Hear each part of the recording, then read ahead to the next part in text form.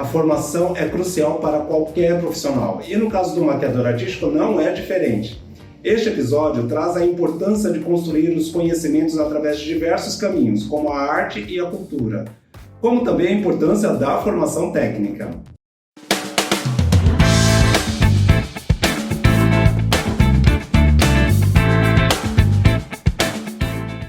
Olá, eu sou Bernardo Lins, maquiador e artista visual. E você está onde? Você está no podcast Maquiarte, tudo sobre o universo da maquiagem, da moda e da arte.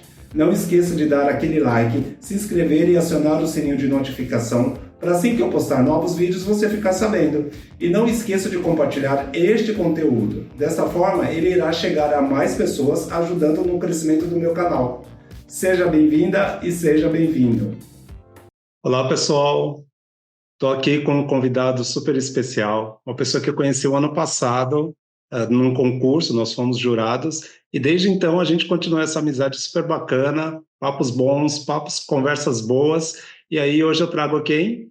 Quem que está aqui comigo? Com a gente, Ariel Cohen. Bom dia, Ariel. Bom dia, tudo bom? Obrigado por ter aceitado o meu convite aqui, viu? Para mim é uma honra, Bernardo. E hoje particularmente estou saindo da minha zona de conforto, que é a maquiagem social, a maquiagem de editorial, e indo para a maquiagem de caracterização, teatro e tudo isso que envolve a maquiagem de caracterização artística, FX e tudo mais. Deixa eu falar um pouquinho do meu convidado de hoje, tá? Então, diretor de caracterização para cinema e TV, atuando nas áreas de make-up artística, EFX e social.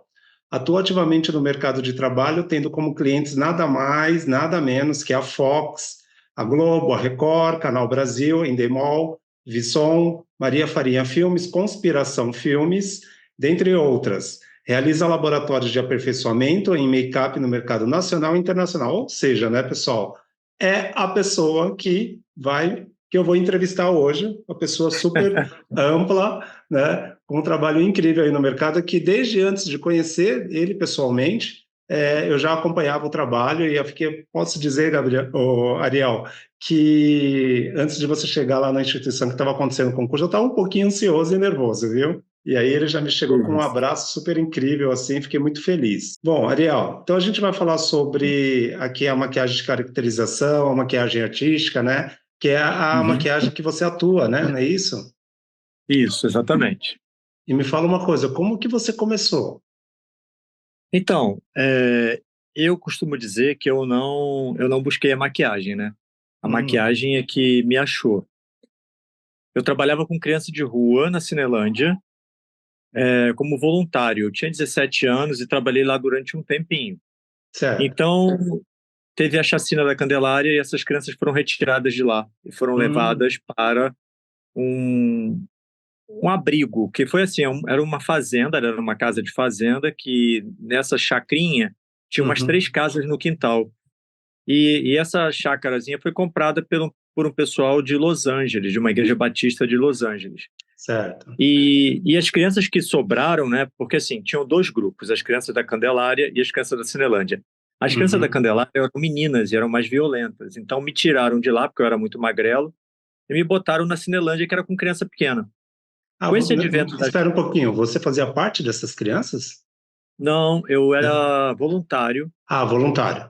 Voluntário ajudando a distribuir lanche e contar a história com o teatro de fantoches, que eu faço teatro de fantoches. Ah, entendi. Tá. E aí, esse programa era mantido por 2 ONGs, uma da Finlândia e uma da Alemanha. Então, eu dava esse suporte para esses estrangeiros lá, junto com um monte de gente. Tinha gente de tudo quanto era canto. Então, quando levaram essas crianças que sobraram para Jacarepaguá, para mim ficou mais difícil, porque para eu sair de Campo Grande e ir para a zona centro do Rio, eu só pegava um trem. Mas Jacarepaguá eu tinha que descer numa estação de trem, pegar duas combis, que na época não tinha van, nem BRT, era Kombi. Então era tudo muito difícil. E aí eu fui meio que desistindo. Mas teve um evento que falaram, o pessoal da Igreja Batista de Los Angeles vem aqui, a gente vai fazer uma peça com as crianças, você pode vir? E eu fui, a peça era sobre drogas, e eu fiz uma maquiagenzinha aqui de ferida na testa de uma criança, usando cola de isopor, papel e um pouco de base lá das missionárias lá. E eu colei aquele negócio lá. Quem tava... algo até então que você tinha na mão, né? Até um pouco precário ali, né? Eu nunca tinha feito maquiagem na minha vida. Foi a primeira vez que eu arrisquei e falei assim, Olha, deixa eu fazer um negócio aqui, essa ferida aqui na peça das crianças lá. Aí o adolescente falou, pô, ficou legal, não sei o quê. Aí um cara que estava sentado viu e falou, quem fez a maquiagem? Porque eles estavam com o coração muito movido a ajudar as pessoas, né? sim. Então, me apontaram, disseram que foi eu, e ele me ofereceu, me perguntou se eu queria aprender maquiagem. Eu falei, queria. Né? Eu estava Nossa. com 19 anos, não tinha o que perder, estava Aham. trabalhando ali com as crianças, duro que nem um coco, só que os caras eram americanos, né? Os caras eram Aham. americanos. E quem eram os caras? Era a galera da equipe do Stan Winston School. São os Nossa. caras que fazem Jurassic Park, Planeta dos Macacos, CSI Sim. Miami. E os São caras premiados, bancaram tudo. né? São premiados. É uma É. escola muito importante. E eu fui para Sim. lá estudar com os caras. Então eu fiquei um tempo dormindo tenho aquele escritório, né, a parte de cima, eu fiquei um tempo dormindo ali. Só que assim, quando eu voltei para o Brasil, não tinha nenhum produto aqui, sabe? Não tinha produto nenhum para poder fazer o que eu fazia lá. Então eu fui aplicando na ONG meus conhecimentos, fui aplicando na ONG que eu fundei. Eu fundei uma ONG que é uma escola de formação técnica em teatro, dança e audiovisual. E dali foi assim, um aluno que eu estava ensinando maquiagem me chamou para uma feira, eu fui para a feira no Rio Centro, nessa feira tinha uma palestra do Vavá Torres, que era diretor de caracterização da Globo, e depois O foi para a Vavá, Record. né? Faleceu há pouco Vavá, tempo, né? faleceu há pouco tempo. Você sabe que dos meus mestres, que eu tenho 4 mestres, mestres que eu digo assim, que eu acompanho desde que eu comecei em 98, né? O Vavá é um deles, né? E eu não tive a Uhum. oportunidade de conhecer o Vavá. Tinha pessoas próximas, eu não tive a oportunidade, você acredita? Olha, ele é muito acessível e muita gente boa. É, bom, E e aí, aí? esse meu aluno falou, vamos para o curso, vamos para o curso. Aí eu falei, caramba, a gente está desde 8 horas da manhã e o curso é 8 da noite. Uhum. Bom, tá, a gente fica e vai. Ficamos até 8 da noite. E assim que eu entrei, eu tinha que botar o e-mail, meu e-mail foi sorteado para fazer um curso de graça na escola dele. Aí esse meu aluno falou assim, caramba, você não queria vir e ganhou já uma bolsa integral. Aí eu falei, pô, vou dividir com você. Então eu pago 50%, você paga 50%. Aí fomos para lá. Você estava no lugar certo, no momento certo, na hora certa, né? Exatamente. E com a pessoa Aham. certa me empurrando para o lugar certo. Aí quando a gente chegou lá na escola dele, tinha que usar jaleco. E eu não tinha jaleco. Aí eu peguei um jaleco que eu trabalhava no hospital voluntário como palhaço, né, Aham. voluntário com crianças hospitalizadas e com câncer. Eu botei esse jaleco ao contrário. Aí a professora falou assim, seu jaleco tá do avesso. Eu falei, não, é porque ele eu uso no hospital e tá escondendo a logomarca aqui e tal. Ela, você trabalha com criança no hospital? Sim, trabalho. Ela, então vou te dar um presente. Aí na aula seguinte ela me levou na casa dela. É a irmã do Vavá Torres. Me deu uma caixa de ferro cheia de maquiagem dentro, que foram as primeiras maquiagens que eu usei para o cinema. No final do curso, eu mostrei uma caixa com máscaras que eu tinha feito para as crianças da ONG. E aí ela pegou e falou assim: deixa eu mostrar essas máscaras para uma pessoa. Chamou o Vavá, falou: Vavá, vem cá ver uma coisa. Ele subiu e ela falou: olha as máscaras que esse garoto faz. Chama ele para trabalhar com você. Aí eu fui trabalhar com o Vavá no primeiro filme que eu estava fazendo com ele, que era Minutos Atrás, dirigido Aham. pelo Caio Só, com o Otávio Miller, é, o Brista e o Paulinho Mosca. Então, assim, eu já fiquei, caramba, só fera. E aí o Vavá sofreu um acidente de moto e falou, ó, eu não posso Poxa. ir para o filme, você vai assinar o filme sozinho. Aham. Então eu já peguei meu primeiro filme de cinema para fazer caracterização sozinho. Aí fiquei com o E- Vladimir Brista, Otávio Miller e o Paulinho Mosca, sorte que eram só 3 atores, a gente trabalhou pra caramba, 2 meses seguidos, e foi assim, tive que maquiar até cavalo. Eles Nossa. mandaram um cavalo pro set que era branco, com o focinho preto e o rabo preto e crina preta, e no outro dia que mandaram um cavalo com crina branca, todo branco. Aí eu tive que Esse maquiar o processo cavalo para ficar seu foi um igual. processo intuitivo, né? Eu estudei na escola dele, né? Eu tinha Sim, estudado lá nos Estados Unidos, depois sim, voltei e sim, estudei na escola dele. Mas quando eu sim. caí no set, eu tive que criar ali padrão de conduta, de não ficar me Uhum. metendo, de não dar palpite, de ficar na minha. E aí eu fui Sim. construindo todo um perfil de profissional de set. No final das contas, o diretor amou o meu trabalho, falou muito bem para o Vavá do meu trabalho, o Vavá ficou muito feliz. 4 meses depois, o Vavá estava me chamando para trabalhar na Record como coordenador de maquiagem. E aí eu fui trabalhar na Record. Aí depois, 4 meses, de 3 para 4 meses, a Record abriu falência, fechou o REC 9, e nós tivemos 3 meses aí de auxílio-desemprego, e aí a Record reabre com Record Novelas. Só que aí já não era mais aquele padrão de CLT, Sim. já era de contrato por projeto. Tá, e aí você Então, estava lá com o Vavá. Você estava lá com o Vavá. estava com o Vavá. Aham. Aí o Vavá estava fazendo Jesus, e o Vavá falou assim, olha, tem uma série para dirigir, Conselho Tutelar, você quer pegar? Eu falei, quero. Quando eu cheguei na série, eu descobri que eu não era a primeira opção. Eu estava sendo a terceira, porque tinham chamado uma mulher da Globo, a mulher não deu conta do negócio, chamaram o Vavá estava ocupado com Jesus, e eu era a terceira opção. E aí, Aham. quando eu cheguei lá, né, eu falei assim, vem cá, como é o esquema? Eles disseram, você vai ser coordenador de maquiagem. Eu falei, que legal. E quem está dirigindo a maquiagem? Não, quem está dirigindo é o Foguinho. Eu falei, não, o Foguinho é o diretor do filme. Eu quero saber quem está dirigindo a maquiagem. Não, não tem diretor. Aí eu falei assim, então como é que eu vou ser coordenador? Eu só posso coordenar alguma coisa que alguém dirige. Então, se você quer me contratar, e os caras faltavam um mês para os caras começarem a gravar. Aí eu falei, se você quer me contratar, então você me contrata como diretor, porque eu vou fazer papel de diretor, eu vou desenvolver o visagismo, eu vou fazer peruca, eu vou fazer barba, eu vou fazer ferida, vou criar todo o contexto de cada personagem, o rosto, o cabelo, a cor dos olhos, do dente, de tudo. E aí eles falaram, tá bom. Eu falei, com que lente vocês vão trabalhar? Quanto tem de verba? Aí o cara começou a perceber que eu entendia do riscado. Porque eu já tinha dirigido, com um mês de Record, me deram uma novela para eu dirigir, que foi Pecado Mortal. Eu assinei a caracterização da novela toda. Começava na década de 30 e passava para os anos 70. Então já era uma novela de época, de 2 épocas bem pesadas. E assim, eu já cheguei entendendo bem do riscado. E daí eu fui contratado como diretor de caracterização, e a partir daí continuei minha carreira como diretor na área. Mas Mas aí uma você... coisa que eu quero sinalizar, Claro. Bernardo, é Ah, que nenhuma dessas coisas eu fiz procurando. sim. Então, assim, se eu fui chamado para fazer o curso com o pessoal em Los Angeles, eu estava trabalhando com criança de rua.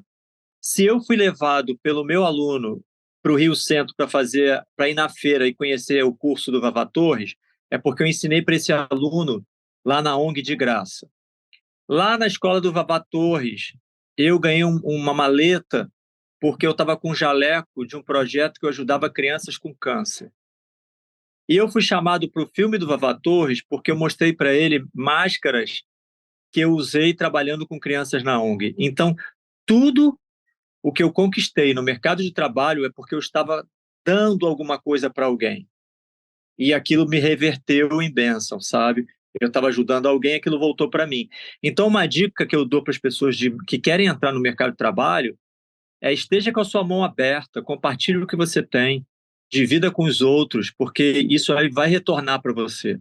Se a gente ficar no egoísmo, né, com aquele nosso conhecimento, com aquelas nossas coisas fechadas, sem compartilhar, nada entra, porque a mão está fechada, sabe? Você tem que abrir para compartilhar, aí a mão está aberta para segurar o que está caindo, entendeu? Na sua mão. É muito interessante porque o seu processo de trabalho é mais ou menos muito parecido com o meu também, viu? Eu comecei na escola de teatro, uma professora me indicou, não, disse, você tem um trabalho manual muito interessante e tal. Já contei isso em um outro podcast, né? Dessa temporada, foi até o primeiro episódio dessa temporada, Ariel, e eu concordo com você, essa questão da gente ter a mão aberta, coração aberto, o universo ele retorna para a gente de uma forma muito grande. Por um bom tempo eu trabalhei como maquiador de marca e eu nunca pedi para trabalhar com as marcas, eu sempre fui convidado. E na instituição que eu trabalho hoje, eu fui convidado também, claro que passei por um processo, um processo seletivo, mas foi assim. E a maquiagem também me encontrou interessante isso, né? Como que a coisa está Sim. traçada, né? Muito É. interessante.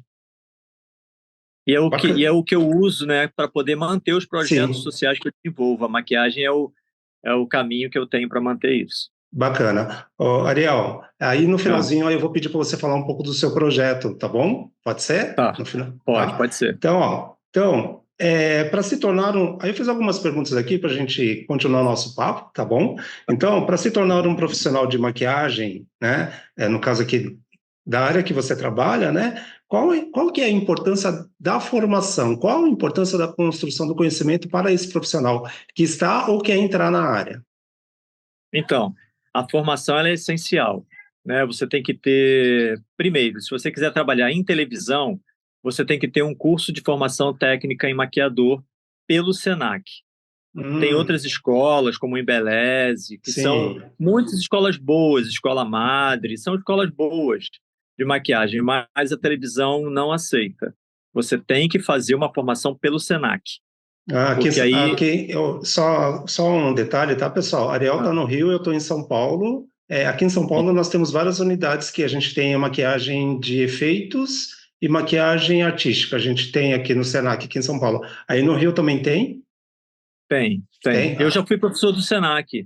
Olha, Eu saí do bacana. Senac quando começou a pandemia. Aham, tá. E aí A continua, gente, desculpa. sim. Então, assim, para você trabalhar na televisão, eles exigem que seja certificação pelo Senac. Porque aqui no Rio você só consegue DRT, não sei em São Paulo, mas no Rio você só consegue DRT de maquiador se você tiver o diploma do Senac. Os outros diplomas não te liberam DRT de maquiador. E para você entrar na televisão, você tem que ter DRT, senão você não entra. Então, Sim, verdade.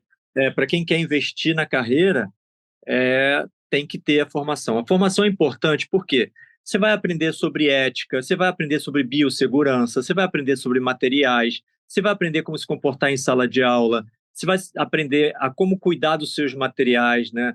Porque isso é importante. Quando eu estava fazendo uma seleção a gente está fazendo teste para novela. Sempre que vai ter uma novela, todo o elenco passa por teste, não tem jeito. Tem que passar, é uma praxe. Então, eles passam pela sala de maquiagem. E eu tenho, às vezes, na minha equipe, 16 maquiadores, novela, por exemplo, 16 maquiadores, 16 cabeleireiros. E aí eles estão ocupados com alguma coisa. Então, eu tenho que pegar maquiador freela. Então, esse maquiador freela é o cara que está ali só de freelancer. Aí ele não é maquiador da casa, mas a gente leva ele para lá para ele poder fazer a maquiagem das atrizes para o teste de elenco. E assim, eu conheci uma menina maravilhosa, que tinha uma maquiagem incrível, mas a bancada dela era um nojo. Era uma coisa por cima da outra, um pincel por cima do outro. Quer dizer, não tinha aquele padrão, percebia-se que a menina tinha o dom, mas ela não tinha formação. Porque a pessoa que passa pela escola, ela entende como arrumar a bancada, como deixar uma toalha ou papel na bancada para proteger os pincéis, como higienizar um pincel atrás do outro, como você retirar o produto da paleta. Isso é antes da pandemia, tá, gente? Como retirar o Sim, produto da paleta e botar na plaquinha para você poder aquecer o produto e, a partir daquela plaquinha, jogar no rosto da pessoa. Como raspar um pedacinho do batom, colocar na plaquinha sim. e não passar o batom direto na boca da cliente. Então, isso são coisas que você aprende na escola, né? Não é no É, YouTube, sim. não são por canais, enfim. Ariel, você traz nesse momento algo que eu tenho conversado bastante com maquiadores, né? Maquiadores assim, que trabalham comigo também. E que essa questão da biossegurança ela é fundamental. Eu vejo que há diversos maquiadores que não usam a biossegurança. E a biossegurança, ela tem que estar ali, né? Isso que você acabou de Uhum. falar. Bancada organizada, sabe? Os pincéis higienizados. Ah, não dá tempo. Dá tempo sim. Tudo é uma questão de organização. E realmente, né? Isso que você fala, a gente aprende na escola, né?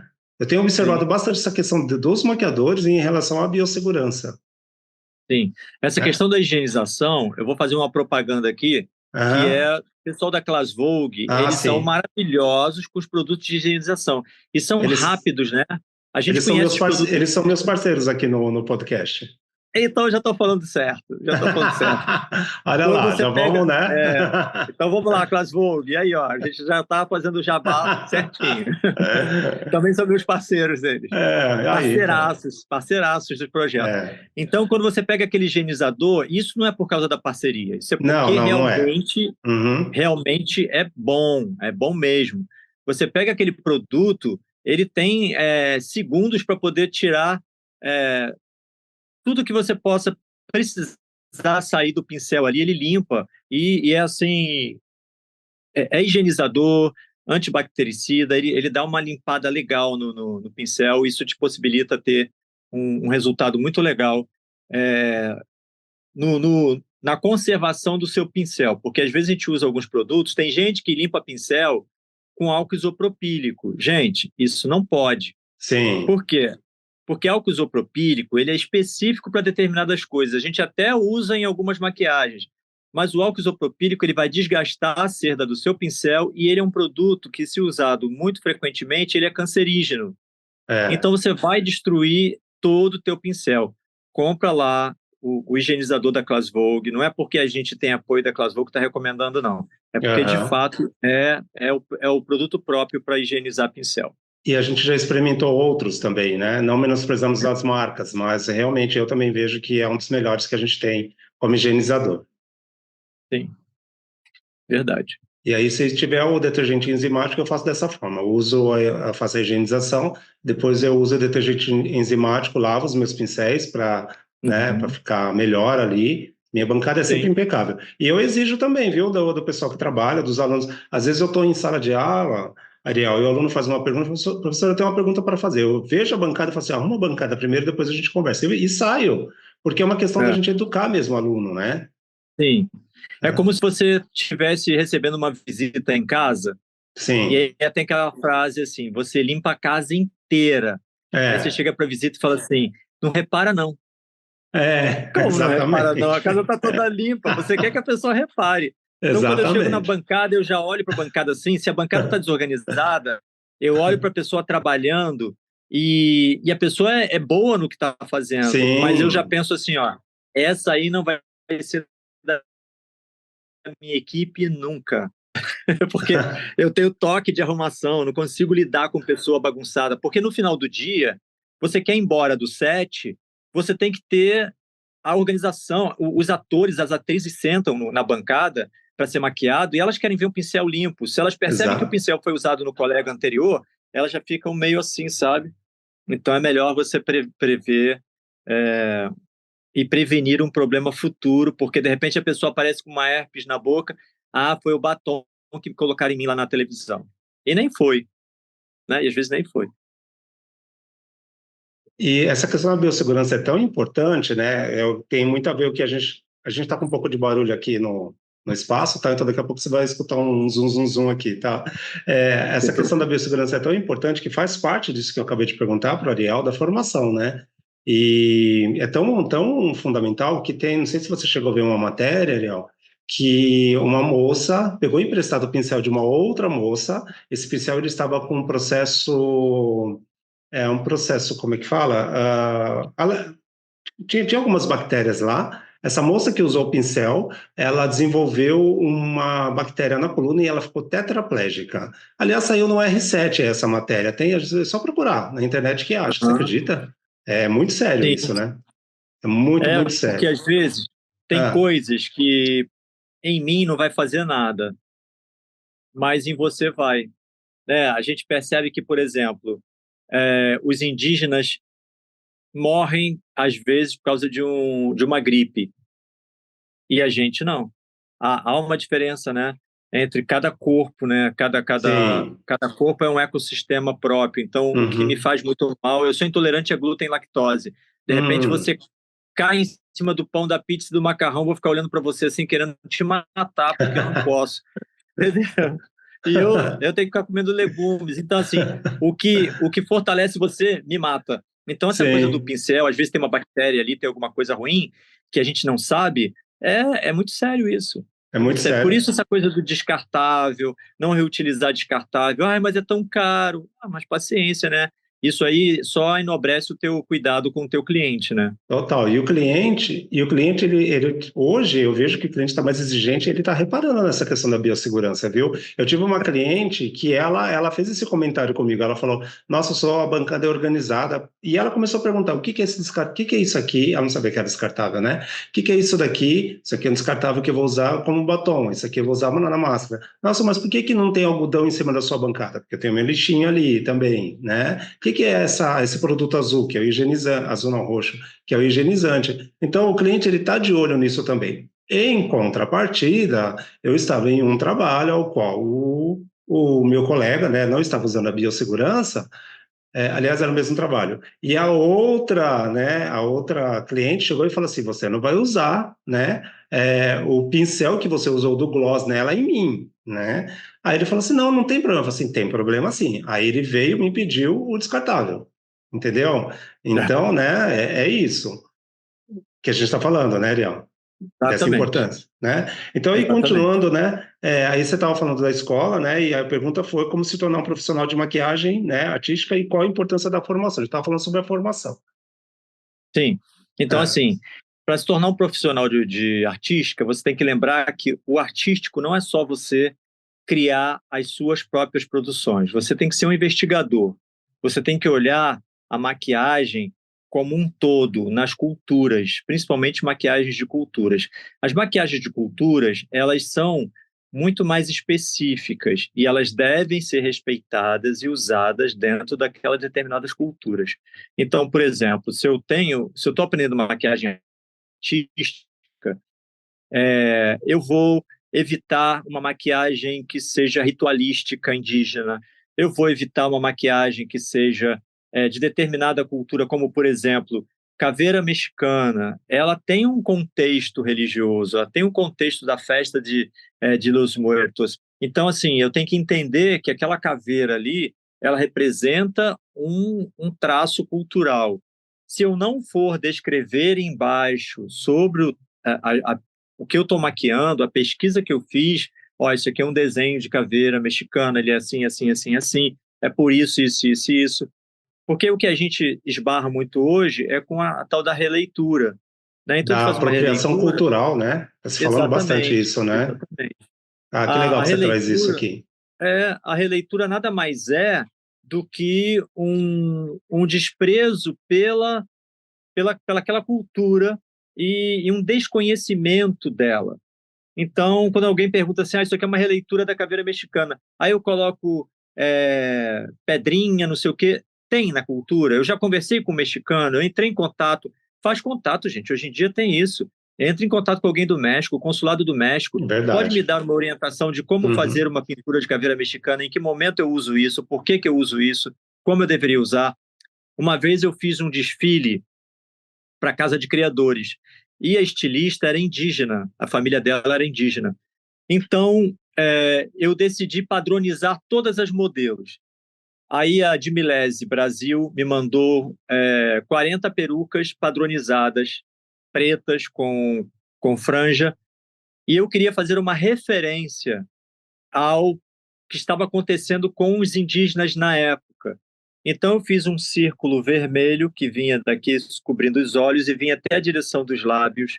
Os lábios eu deixei sem maquiagem nenhuma e eu espetei, criei uma base de silicone embaixo do nariz e espetei uma agulha de madeira bem fina, feita de palha de coqueiro. Rapaz, quando o desfile entrou, as críticas depois em cima de mim explodiram, as pessoas mandando ver em cima de mim. Você se apropriou culturalmente, isso foi uma falta de respeito, parará, parará, parará. Aí eu falei assim, olha, deixa eu explicar a minha maquiagem. A estilista é de tradição indígena. Eu fiz uma referência à cultura da família dela, mas como os Yanomamis trabalham com traço retangular, eu não fiz uma pintura Yanomami. Eu trouxe uma pintura gráfica, que era um círculo sobre o rosto que fazia, e ele era bem gráfico, então ele demarcava, fazia alusão à demarcação indígena imposta pelo governo brasileiro, e estava em vermelho por causa do banho de sangue que fica marcado nessas demarcações.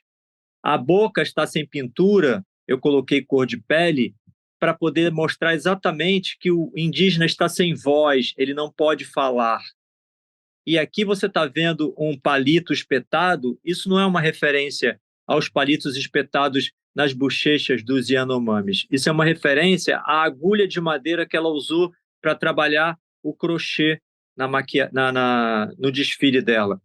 Então, o meu trabalho tem uma defesa técnica e teórica. Eu não saí chutando por aí, desrespeitando a cultura de ninguém. Então, eu fiz uma defesa antes de fazer a maquiagem, eu apresentei a defesa para a estilista, né? Eu fiz uma pesquisa, vi que não estava entrando em nenhum tipo de desrespeito a pinturas tribais, a pinturas que, no caso, aí seriam para algum tipo de ritualística, e pronto. Embarquei lá no meu conceito e expliquei o meu conceito.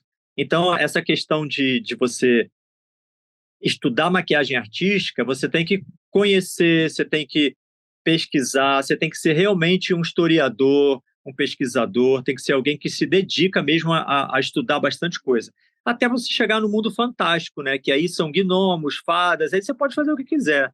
Você não vai estar desrespeitando ninguém. Tá de boa. Sim, ou seja, né, as pessoas elas criticam o trabalho sem saber qual é a sua pesquisa, né, e Sim. falando que é uma apropriação cultural, sem ao mesmo saber qual é a cultura daquele lugar, o que foi que você Exato. pesquisou. Faz um favor, passa suas redes sociais, seus contatos aqui, eu vou deixar aqui embaixo para todo mundo, tá bom? Faço sim. Por favor. Ariel.acoen, H-A-C-O-H-E-N. Ariel.acoen. Vocês podem ir lá mandar mensagem. Se eu não responder, o Dan responde, que é meu assistente. Esse que você passou, esse é o Instagram? É meu Instagram. Tá bom. Lá no meu Instagram, se você clicar lá no link, tem o meu site, tem o Instagram da minha ONG, tem todos os perfis que eu tenho, estão lá em cima. Esse mês agora, a gente vai começar um projeto muito legal, que é um projeto sobre questões ligadas à maquiagem, mas sobre pequenos detalhes. Então, eu vou ter aqueles vídeos bem curtinhos e a gente vai estar falando sobre pequenos detalhes sobre maquiagem. Ah, que incrível. E eu quero um dia estar em São Paulo para a gente poder conversar coisas, porque a gente tem algumas produções para fazer em São Paulo e a gente está afim assim, de fazer um trabalho legal, e você é uma das pessoas que está na minha lista, assim, que eu já estou pensando já há bastante tempo. Obrigado. Obrigado, Ariel. Então tá joia. Beleza. Então, eu vou passar os meus contatos, né, as minhas redes sociais. As pessoas me encontram como Bernardo Lins Maquiador.